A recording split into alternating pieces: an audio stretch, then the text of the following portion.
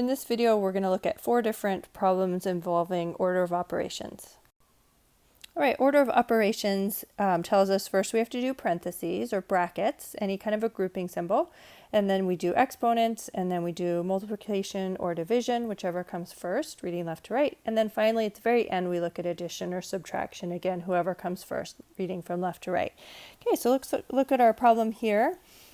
We do actually have a grouping symbol. It's not obvious, but there is one inside that square root. If there's addition in there, we actually need to do that addition first.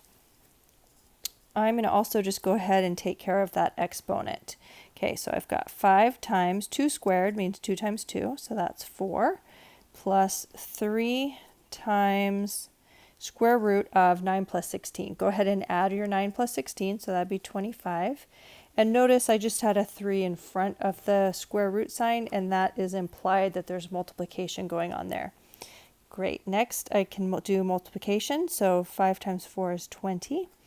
And then 3 times, well, first we have to take the square root. Square root of 25 means what times what is 25, so that's equal to 5.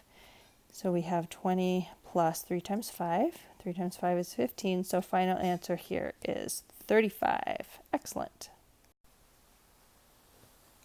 All right, second problem. We've got absolute value of -2 minus 10. So there is a little grouping symbol in there. We can go ahead and do that. -2 minus 10 is -12. Okay, you can think of that like we're down here at -2. We're going to dive even further down 10 more units.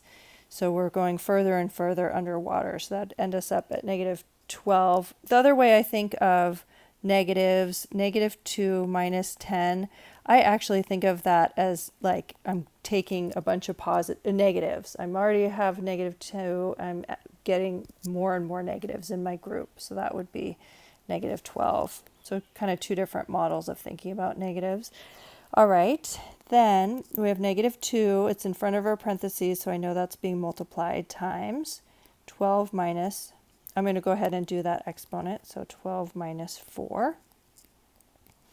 Excellent, and now we know absolute value means how far is -12 from 0, so that's a positive 12 units from 0, and we get -2 times, there's my grouping symbol, 12 minus 4 is 8, so I get 12 minus 2 times 8 is 16, so I really look at that, this is what is going on in my head, is I'm thinking 12 plus a bunch of negatives. If the signs are different, I just find the difference between those, between 12 and 16, there's 4, and who's, you know, there was more negatives to start with, so my final answer is negative. So that's kind of how I think about those. Or you can think I'm 12 feet, like up on a cliff. At 12 feet, I'm going to dive down 16, so I'd be 4 feet underwater. All right, so anyway, that's at -4. Final answer, -4. Great, okay, we're halfway done. I'm going to do 2 more problems. Okay, so here, it's not written, but fraction bars really are grouping symbols. We have to do the entire numerator and the entire denominator. All right, -3 times -5. That is a positive 15. And just over here, I have a little explanation of why that is. You can think of 3 times -5. That's like 3 sets of a debt of $5. So we really owe overall a debt of 15. So that's -15. And then here, if we have -3 times -5, you could also kind of think of that as the opposite of 3 times -5. Negative is the opposite sign. So -3 is the opposite of 3. So negative times 3 times -5. You know, it's the opposite of 3 times -5. So the opposite of -15 would be positive 15. All right, so anyway, here at the top we've got positive 15 plus 6, and there is that grouping symbol. And then we have 12 plus -2 times 6. That would be -12. And then there's that grouping symbol down there as well. And so here we have, moving down, 15 plus 6 is 21. And then 12 plus -12, that is 0.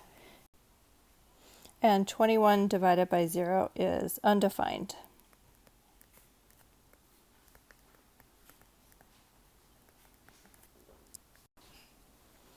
You can think of that like we have $21. We're sharing that equally among 0 people.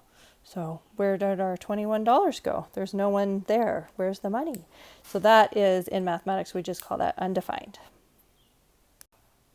Anytime you divide by 0, the answer is undefined. Okay, last problem.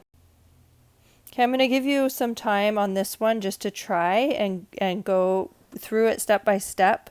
So you can pause the video, give it a try yourself on your own piece of paper, and just see how you do putting all those order of operations together.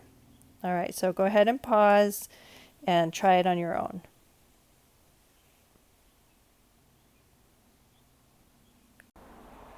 Okay, so there were 2 places where there was grouping symbols. We had inside the parentheses there, and then that absolute value acts as a grouping symbol as well. First, you want to take 1 minus 4 and get the absolute value of -3, and then you can actually get absolute value. All right, so go ahead and keep on going. Try that next step, see how you do.